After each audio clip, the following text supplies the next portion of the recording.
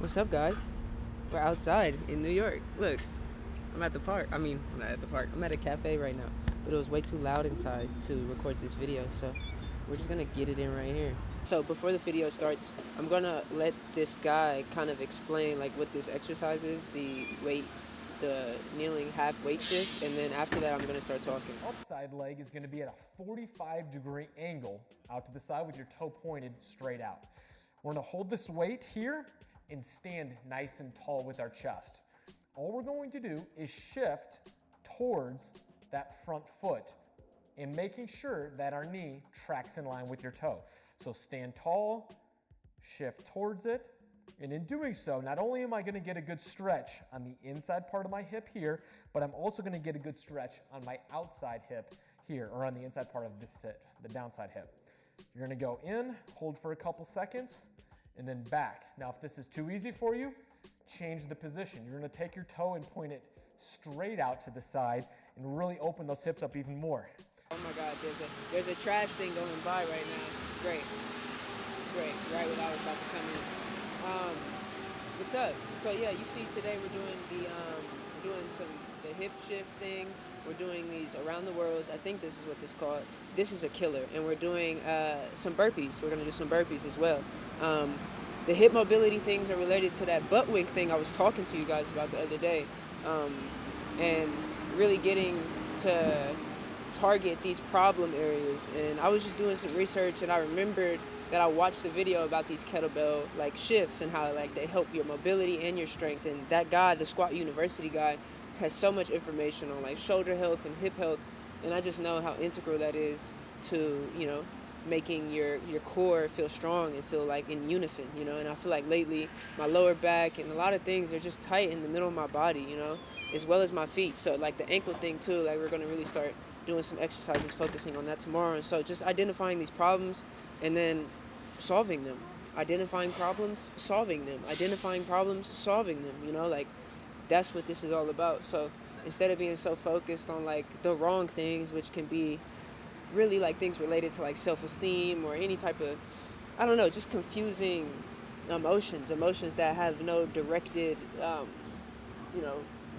response or things to be directed towards. Just really getting to find those things out of the problem and eliminating them. And I think like a lot of that book that I read, The Scholar Warrior, talks about like what you're supposed to do is find your fatal flaw, one, and then on top of that, as far as being a scholar warrior, you're supposed to maximize your capabilities as a person.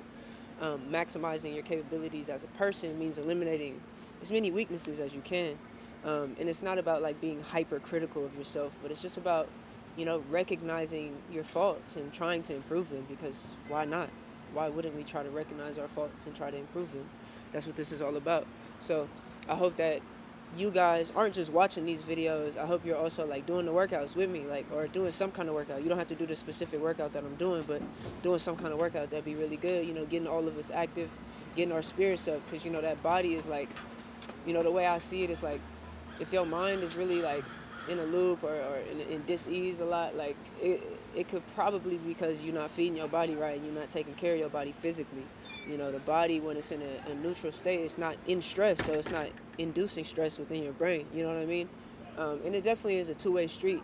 Sometimes the mind can put the pressure on the body, or sometimes the mind could be so stressed that the body starts tension, and then sometimes the body can be so tense that you can't relax, mentally. So, just focusing on these small goals, not losing focus on understanding that we're going to have weaknesses. We're going to have weaknesses, and we're going to get through the weaknesses. And we're going to get strong. And when we get strong, we're going to be healthy, and then the life that we want for ourselves is going to just unfold for us naturally. So, yeah, weight update. I am 136.4. We're doing the points. And, yeah, that's a pound up, but, obviously shit's fluctuating crazy. But, I think my eating has been pretty decent. I probably can maximize my snacking a little bit more, and then also the time of my meals can probably be a bit more consistent. But that's what we're working with right now. So understanding that problem, and we're going to figure out like what to do about that. We got to go grocery shopping again soon, so we're going to go grocery shopping. And then, another thing that I want to say before we get into this reading, is that we in this together, bro. Like, we really in this together. We really have the opportunity to hold ourselves accountable. I'm putting myself out there for all of us to find strength and to give me strength as well, you know. And I really have a vision for myself of reaching this 160 pounds, and I just imagine how my body will look and how I feel physically and how much confidence it'll give me. It's starting to get into this fighting and stuff too. Like, you know, it's integral things, a part of what I'm trying to be, what I'm trying to become. Uh, and I hope you guys are defining what you're trying to be, what you're trying to become. Um, Shout out my boy Austin. I keep thinking about you, bro. I keep thinking about the Soup Ninja, and I keep thinking about everything. And I'm like, man, I know it's so possible for y'all, UCB, everybody, and everything is so possible for all of us. We just got to keep like maintaining that focus on those things that we want for ourselves, you know. But yeah, I kind of talked about like focus a lot. Focus is very important for me lately, and we about to get into this reading. I thank y'all. Y'all have a beautiful day. Wu Wei.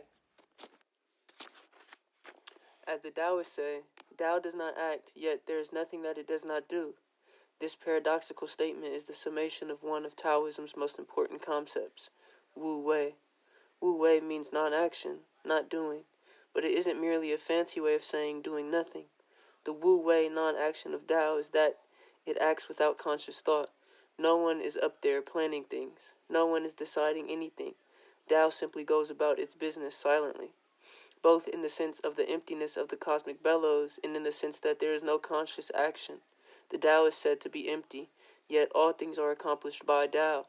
Wu Wei is the emptiness that accomplishes. The Taoists have many examples to amplify this point. Take a flute.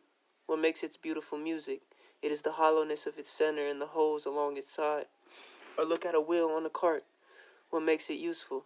It is the open hole of the hub that fits the axle. The emptiness of the wheel gives it its usefulness. A house is not a house without emptiness. A house is not a house without the emptiness of windows and doors. A pot is not useful without its open interior.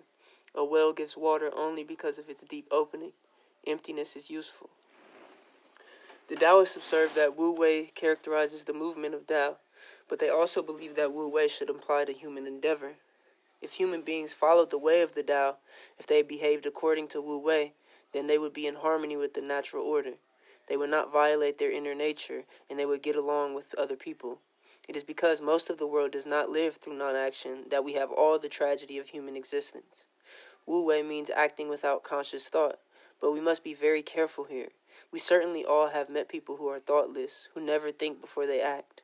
In fact, barely have a notion of what is going on at all. Yet this is not Wu Wei.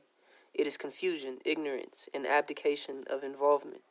Other people borrow the concept of Wu Wei and make it a superstition. They don't do anything, especially when confronted with a serious decision, and let whatever happen.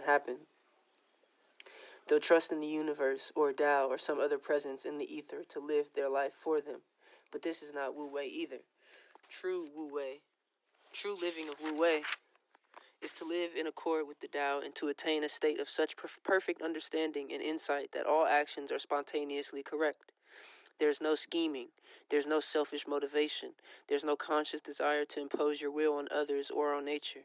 There's no emotionalism. There's no irrational behavior. There's no acting according to trends or what priests say or what society says or what divination says. There's only acting. Yet there is nothing that you do not accomplish. Wu Wei may seem contradictory to the path of the scholar warrior, but this is not so.